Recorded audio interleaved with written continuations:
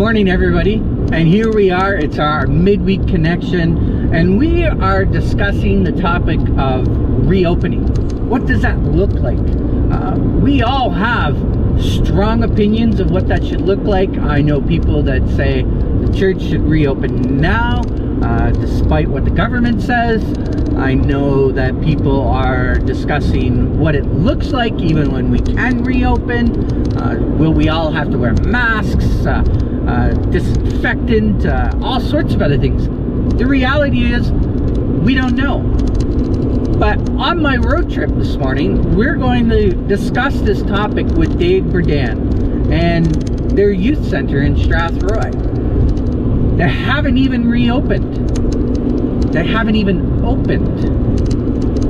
So what are they grappling with? What are they discussing? What are they even talking about as they want to, and as they envision the idea of just opening a center for young people in their community?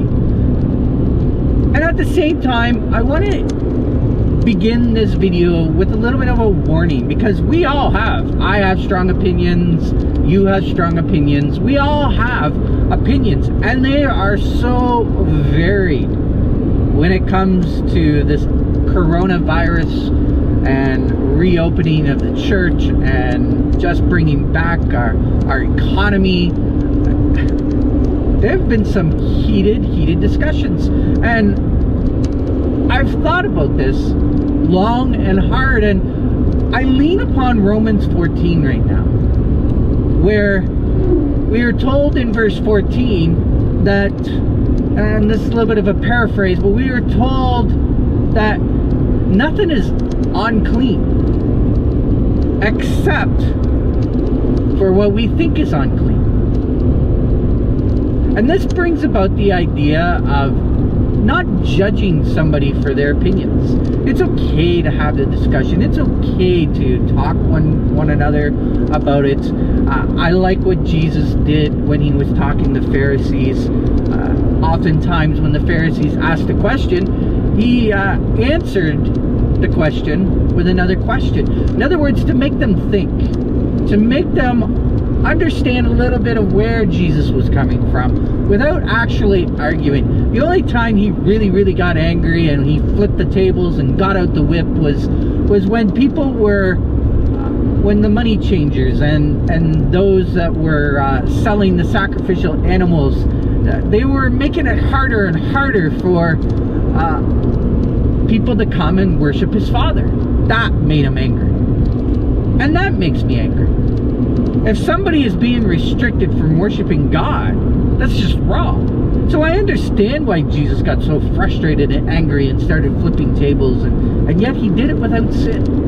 It's amazing what Jesus was able to accomplish, and yet he did it without sin. And therefore, think about that as we begin to have this discussion about reopening. What does that look like? Think about that. Lean upon Romans 14, realizing that nothing is really unclean. Now, the idea behind that verse is talking about what we eat and what we drink. We could easily apply that to whether or not we should wear masks, whether or not we should use disinfectant, and so on and so forth. In Acts 10, Peter had that vision that nothing was unclean anymore, and therefore we bring in this idea of not judging one another, to not be a stumbling block for one another. And I think that is probably the most important aspect that we need to keep in mind as we move forward as people, as a church, as a community, that we keep in mind that we should not be a stumbling block for somebody else. Have the discussions. Allow for that open debate in a respectful manner, in love, knowing that we're going to have differing opinions and we don't have all the right answers. And so join us on that discussion this morning on reopening our society, and what may that look like. Well, I finally made it to 37 Frank Street, and here I am with Dave Berdan. This is actually take two. We wanted to make sure we were 6 feet apart. But in saying all of this, I just want to just take a moment. This is an amazing thing that is happening during this COVID season. God is doing a mighty work here in the preparation process, and I just want to let Dave for a moment just take a moment and thank the amazing donors that are helping to put all of this together. As you're talking about that, I'll spin the camera around so that people can see everything that you are actually talking about, like the stove, the dishwasher, the washer, and the dryer that are not quite hooked up yet, but all of this stuff donated, given to you, and how God is just blessing you during this time. Yeah. Hi, everybody. Welcome to 37 Frank. It's been quite a journey. Fantastic to watch God move. I was telling Jamie earlier how politically to open a youth center, it's very hard, and you have to jump through a lot of hoops and dodge a lot of puddles, so to speak, and through all the frustration of that and COVID and everything, it just amazing. Even how this place got started. The landlord, how God moved this landlords to come to me and say, hey, I want to do this, I want to help you. And he's done so much work, far above and beyond what a landlord and renovations would require. We've had people, George Busick is his name, Busick Welding, can't thank him enough. And we've had people come here, and Hampshire Carpet One, they've not only sponsored rent for a month, they put in the floors, they gave us the paint, just huge donations. Today I just had a lady have me come to her garage and a brand new washer, dryer, stove, and dishwasher. Just here you go. People sponsoring rent, donating cabinets. It's just been amazing. The guy who, people coming into work, this brick looks so amazing. You won't believe the man hours it takes to scrub this brick and clean it and seal it to make it look like this. The electricians have donated all kinds of lights, the drywallers, all the walls you see, that was all done for free. The gentleman painted the ceiling black for free. That's a big spray job. It just on and on. God has opened hearts and is doing so much work for this place. It's a daunting mountain, and the more we get near the top, you see that God can move mountains. And so it's been just an amazing journey that way to watch this happen. So. And as we talk about reopening churches, as we talk about just all of those ideas of what might go into that, you haven't even opened yet, so we're not even using the phrase reopening with you. We're talking about just opening. But what would that mean for the teenagers, the high school students, the youth of this community, to have a place, especially right now? They're supposed to be social distancing. They're supposed to be,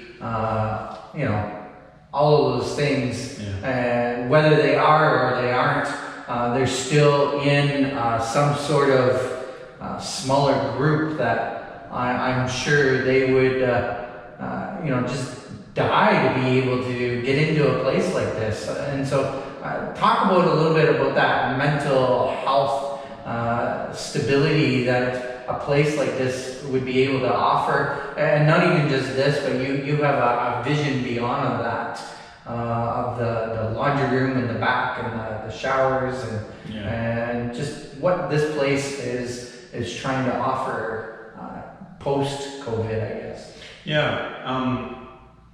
Well, I mean, let's face it, the world halted with COVID, and so did here. Construction was a small trickle. Volunteers couldn't do any more work. All of our fundraising events, golf tournaments, all the stuff that people were gladly going to do for us, and proceeds all gone. So we've had to kind of recreate the wheel here. Like, how do we reopen? I've got this beautiful, almost finished constructed building. And as you saw from the circuit that Jamie did there, there's no tables, there's no chairs. How do we fill this to even get kids in here? So we've had to recreate the wheel and try and figure out what can we do. And then comes the point where, how do we open? I mean, that's a real question. No youth centers around are open at all yet. So when that does happen, but I can't wait to get open because, I mean, I've had Zoom youth groups with kids and teenagers and meeting and I've just seen the need is just huge for a place to just get out and call their own and to relax and to just be safe and the anxiety levels now and right now in teens that I'm talking to and depression and just listless. There's just the life there is so high right now. I've never seen it so high. Like there's kids that I just had 2 weeks ago a youth group with a bunch of grade 8s and they're devastated. Their graduation is gone. I just had a girl come out with her boyfriend in a prom dress just to take pictures at our farm. Just devastated that that's her prom, that's it. Like, and so there's all these things. These kids just need something that isn't going to be taken away and something they can just come and stable and like the vision here is to just be here, a place that they can come and just like I said earlier, like a place that they know, like, hey Sam, how you doing? Yeah. Right? And even that is the start. And then they can come in and there's a community here that accepts them, who they are, and they can just come and enjoy. Like there's two different kind of phases to this place. There's the refuge part, I call it, that kids can come. We have laundry facilities for them. These are for youth at risk that just need a place. There's showers, toiletries, clothing, food, conversation. And this is a high quality place. Like, you're not just throwing something together in the hopes that somebody's going to come. You're actually giving them a place of value, quality, saying, hey, this is how much we really care about you. Yeah, and that's the thing is that we want to present a place that shows these kids that A, we respect them, B, we value them. We want to give them a place. The days of Grandma and Grandpa's old couch down in a basement of youth group that way is just not. As good as those couches are. Yes. I personally like them, but for kids these days in the material culture that we live in, that just doesn't fly anymore. They feel disrespected. So what we want to do is, like, this place will be, and is almost there, as you can see, it will look like a professional cafe restaurant kind of look. And that's what we want. We put a lot of time and effort and sponsorships into making it look that way. Why? Because we want kids to know that they're valued and that this is a clean, bright, professional place that they can come and hopefully get connected in community. And if they need help, we can be there to help them. Talk a little bit about those partnerships, how important it is, because would you have been able to do this all on your own? No. So, in saying that, you've talked about all of those companies and those people that have donated their time and energy and materials. This is like a community project. And it's mostly, at first, it was mostly the Christian community here in Strathroy. Big shout out to East Christian Reformed Church. The man hours and money and people, huge. But all of the churches have been supportive of me as a missionary or this place and just have surrounded us and continue. For example, free food. I can't buy that every day for these kids, but my hope, and I've already talked to a bunch of churches, they're going to provide a crock pot of soup and have that kind of program going, and they gladly will do that. So this doesn't happen without that community. And it started from there, and then once it got built and people started talking about it, the community outside of the Christian community decided, hey, this is exciting, we want to see this happen too. And then, the biggest thing that happened was so exciting, was the guidance department called me from the high school and said, hey, we've heard about this youth coffee house center thing. can you tell us more about it? We would like to help. So this was before COVID, of course, but they're still very interested in helping. So that was huge. This is a community high school that basically has shut all ties with Christian community down. Mm-hmm. You can't do anything there, and they've come to me. So I was so impressed. I was so happy with that. So yeah, the community is just totally opened up and surrounded this place. And you have a vision further than just Strathroy. We've talked about it probably numerous times. Your vision for Glencoe, your vision even beyond that. Any place that has a high school, West Lorne. We talk about even Ridgetown because it has a university. Your vision for a place like this and all of those communities, because it is vital for just the mental well-being of students overall, that they have a safe place that they can go, they can hang out, they can be with their friends, and that is all going to eventually happen again post-COVID, and therefore I believe we need to begin planning. We need to continue with those visions, those desires, allowing God to be creative. Yeah. And so talk a little bit about that vision. Why you feel like, I know you drive through Glencoe often. Talk about some of the insights as you drive through Glencoe that you feel that community needs a place like this. Yeah. It starts with seeing the community of youth here, and you know, it's a little bigger town. It's a little closer to London.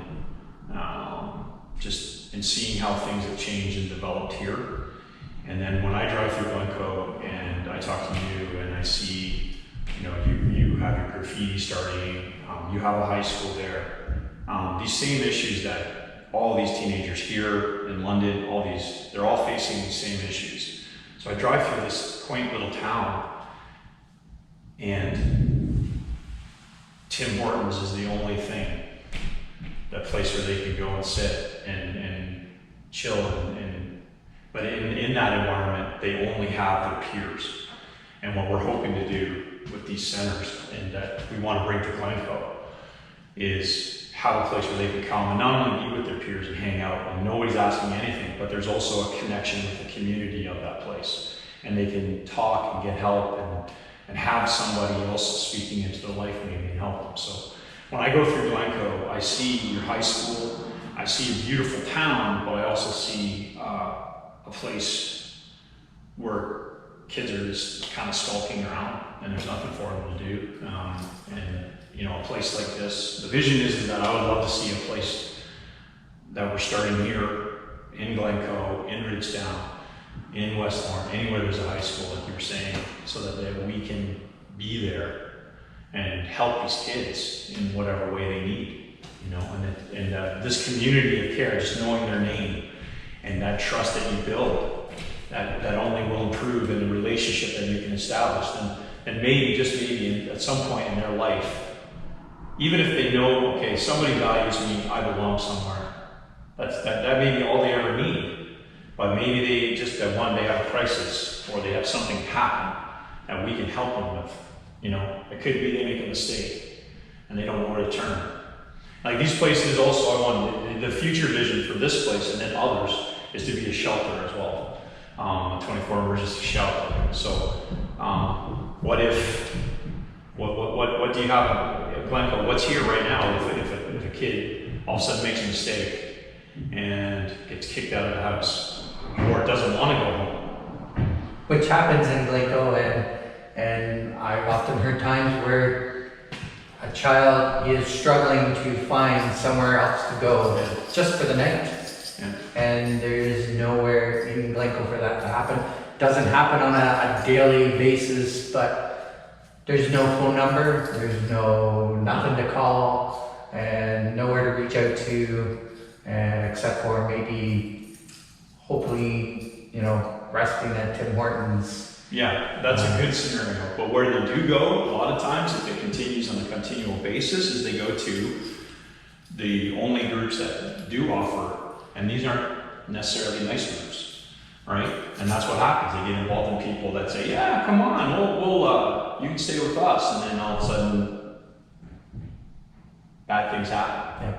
Yeah. So we want to be there to offer them some solutions and help them.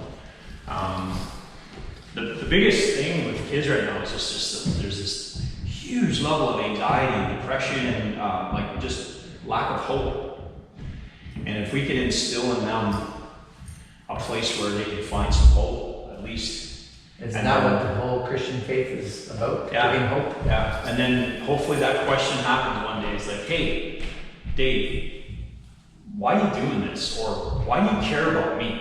And then we have chat about, well, Jesus cares for me and I want to care for you and I love you. And then we go from there, right? So that's the main hope, is that they get a picture of what generosity is, what love is. Like a lot of these kids don't even know what love is, right? I mean, to them it's like love is what do you want from me? Like what it's all. Or even just sex. Yeah, it's all lust. Yeah. Lust, sex. So and the hope is like, so we have the refuge during the day, and then the hope is a coffee house kind of atmosphere at night where this community can be built, and we'll have theme nights and stuff like that, and it gets the kids off the streets, it gives them something else to do, and even constructive stuff, like for example your painters, right? Your street painters. Well, there's some kind of artist or someone wanting to express themselves there, right? So instead of doing it in a negative way, we have a wall that we're going to have that a kid can come and do their street art on a canvas, and then we'll put it on the wall. So they get their art, they get to express themselves, and then hopefully we teach them how to express themselves more positively and instead of damaging property, right? So we're eventually going to open. Yes. You are eventually going to open. Yes. And looking forward, and you have amazing donations. I've looked all around the room. I've seen in the back, seen your vision for an outdoor patio, even some sort of vision for the upstairs. And so moving forward, what does 37 Frank Street need? Look, moving forward, because you are going to open, this is a for sure thing. Yep. Eventually we're going to get a vaccine, and we're going to get to some sort of whatever that, I hate the term new normal, but that's what everybody's using right now, to the new normal. What does this organization need? Maybe even as you're discussing that or answering that question, I even think about if somebody in Glencoe is watching right now, just to begin to think, because this took a community, as we just heard. It took a community to come together with donations. It took a community to want the youth center, the refugee center. So what does Frank Street right now need? And even looking forward after that, what do you need to even start in Glencoe? First and foremost, as always, and I will say this because it's absolutely the truth, prayer. This doesn't happen without prayer. We need workers. You can imagine how many people, I can't be here by myself, and I can't be here 80 hours a week. I do have a family. My wife would like to see me and not just come here and visit. So yeah, we need volunteers and workers, but beside that, like I said, with COVID, everything halted. So we're basically at 80% of our budget projection to open. So obviously we still need funding, sponsorships, whatever that means. We've had a miracle happen with a gentleman who's joined me. He will be part-time, half-time, but he was only at 70% of his wage. As YFC, we have to get our own wages, and all of a sudden, within a month, he had his 100%. So Aaron, yeah, everyone, some people will know Aaron, yeah. But also with COVID, I've had people drop off from supporting me, and fair enough. I mean, you lose your job, you can't support another person. So there's help that way. But inside here, we need, well, you said outdoor patio, I still need a fence. So, I was hoping to get some kind of group to come in and put the fence in or whatever. We need toiletry packages for male and female, kind of like self-contained.